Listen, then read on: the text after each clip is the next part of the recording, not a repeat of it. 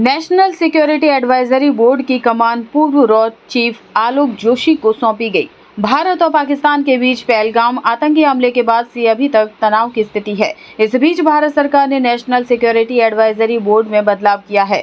पूर्व रॉ प्रमुख आलोक जोशी को इसका अध्यक्ष चुना गया है। उनके साथ बोर्ड में कुल 7 सदस्य होंगे।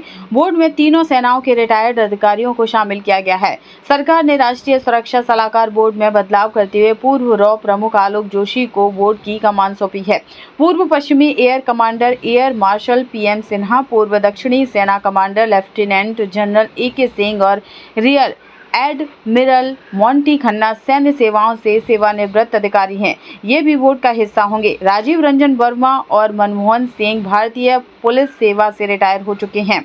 वी वेंकटेश वर्मा 7 सदस्यीय बोर्ड में सेवानिवृत्त विदेश सेवा अधिकारी हैं। PM मोदी ने बुधवार को 4 बड़ी बैठकों में हिस्सा लिया। उन्होंने CCS, CCPA, CCEA और कैबिनेट मीटिंग की अध्यक्षता की। प्रधानमंत्री मोदी पहलगाम में हुए आतंकी हमले के बाद अभी तक कई सख्त फैसले ले चुके हैं। इसकी वजह से पाकिस्तान खौफ में है। पाकिस्तान ने हाल ही में रूस, अमेरिका और तुर्की से बात की। उसने UN को बताया कि भारत का आरोप बेबुनियाद है। पाकिस्तान भारत के साथ तनाव की स्थिति के बावजूद भी अपनी हरकतों से बाज नहीं आ रहा है। वह लगातार LOC पर सीज फायर तोड़ रहा है। पाकिस्तान की ओर से बारामूला समेत कई जगहों पर फायरिंग की गई। भारतीय सेना ने भी पाकिस्तान को मुंहतोड़ जवाब दिया। पाकिस्तान ने बुधवार को भी सीज फायर का उल्लंघन किया।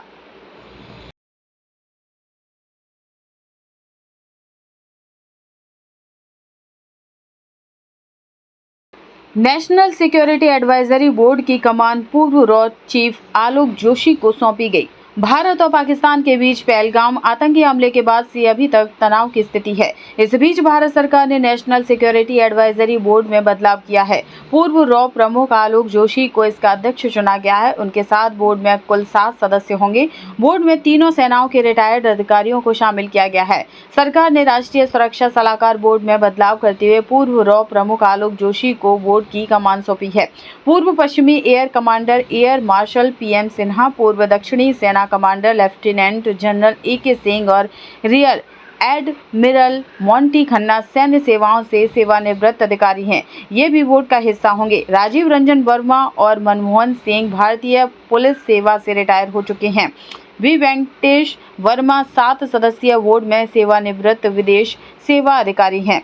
PM मोदी ने बुधवार को 4 बड़ी बैठकों में हिस्सा लिया। उन्होंने CCS, CCPA, CCEA और कैबिनेट मीटिंग की अध्यक्षता की। प्रधानमंत्री मोदी पहलगाम में हुए आतंकी हमले के बाद अभी तक कई सख्त फैसले ले चुके हैं।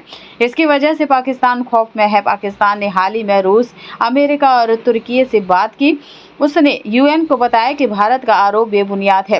पाकिस्तान भारत के साथ तनाव की स्थिति के बावजूद भी अपनी हरकतों से बाज नहीं आ रहा है। वह लगातार LOC पर सीज फायर तोड़ रहा है। पाकिस्तान की ओर से बारामूला समेत कई जगहों पर फायरिंग की गई। भारतीय सेना ने भी पाकिस्तान को मुंहतोड़ जवाब दिया। पाकिस्तान ने बुधवार को भी सीज फायर का उल्लंघन किया।